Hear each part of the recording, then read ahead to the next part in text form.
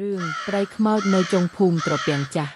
នៅស្រុកស្រែមានភូមិមួយឈ្មោះថាភូមិត្រពាំងចាស់ដែលជាភូមិមួយកន្លែងមិនសូវមាននរណាទៅរស់នៅទេព្រោះប្រជាជនជាច្រើនមានជំនឿថាមានព្រលឹងខ្មោចនៅក្នុងព្រៃដែលជាប់ត្រពាំងមួយនៅចុងភូមិមនុស្សកាលពីសម័យ3ឆ្នាំគេបានសម្លាប់អស់រាប់សិបនាក់នៅទីនោះ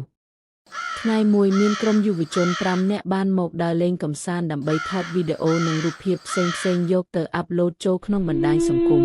ពួកគេបានធ្វើដំណើរមកដល់ភូមិត្រពាំងចាស់ហើយបន្តចូលដល់ក្នុងព្រៃធំពួកគេបានប្រទះឃើញត្រពាំងមួយមានទឹកថ្លាយង់ការប្រលិតរំចង់រីករហ័ងខ្យល់អាកាសជាក់ល្អរួមមានទេសភាពស្រស់បំព្រងលីលំនិងសម្លេងសត្វយំភ្ញៀវផ្ញើគឺជាទីចេតនាខណៈពេលនោះពួកគេក៏នាំគ្នាងូតទឹកលេងយ៉ាងសប្បាយក្នុងចំណោមពួកគេទាំង5នាក់មានម្នាក់បានយកកាមេរ៉ាមកថតដើម្បីទុកជាអនុស្សាវរីយ៍និងយកទៅអាប់ឡូតចូលក្នុងបណ្ដាញសង្គមផងក្រោយពីពួកគេបានថតនិងងូតទឹករួចពួកគេក៏នាំគ្នាឡើងមកផ្លាស់សម្លៀកបំពាក់ហើយក៏បើកមើលវីដេអូដែលគេថតបានកាមេរ៉ាបានថតជប់រូបអវត្តមាននៅពីក្រោយពួកគេគឺរូបស្ត្រីម្នាក់ក្នុងសម្លៀកបំពាក់ខុសពីមនុស្សធម្មតាពួកគេឃើញហើយមានការចម្លែកក្នុងចិត្តនិងងឿងឆ្លល់ជាខ្លាំងពួកគេក៏លុបចោលរូបភាពនិងវីដេអូនោះទាំងអស់គ្មានសល់ពួកគេរវល់តែគិតរឿងចម្លែកថ្ងៃកាន់តែតូចទន់ទាបទៅហើយពួកគេក៏នាំគ្នារៀបចំប្រដាប់ប្រដាដើម្បីចាកចេញពីទីនោះ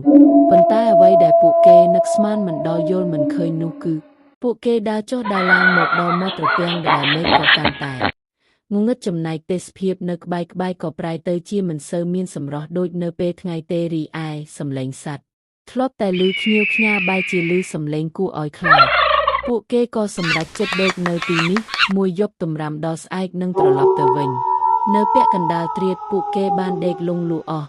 ពួកគេទាំង5នាក់មានម្នាក់ក្នុងចំណោមបានភ្ញាក់ដឹងខ្លួនក៏ឃើញស្ត្រីសក់វែងម្នាក់កំពុងឈរនៅក្រោមដើមឈើមួយមិនឆ្ងាយពីកន្លែងពួកគេដេកនោះឡើយគេបានសម្លឹងមើលស្ត្រីនោះ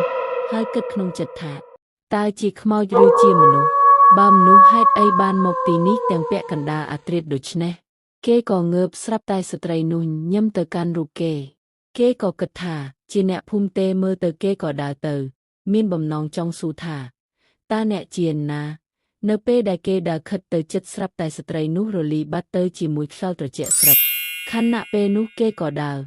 មកកន្លែងដេកវិញយ៉ាងលឿនហើយដាស់ពួកគេដែលដេកលុះឲ្យភ្ញាក់ឡើងប្រាប់រឿងរ៉ាវដែលគេបានឃើញ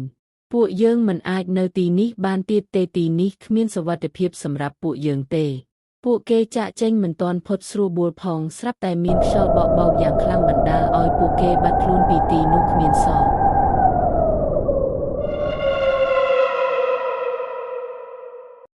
ថ្ងៃបន្ទាប់មានបុរសចំណាស់ម្នាក់គាត់បានមកដល់ទីនេះដែរ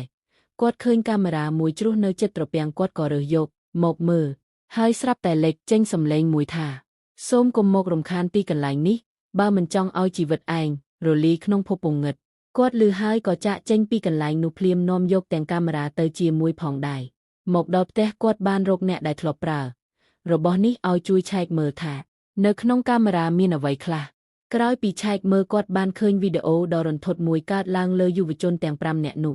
ពួកអ្នកភូមិឃើញហើយមានអារម្មណ៍ភ័យរន្ធត់គ្រប់គ្នាពួកគាត់ពិចារណាថាតើពួកគេត្រូវថតបានរបៀបណា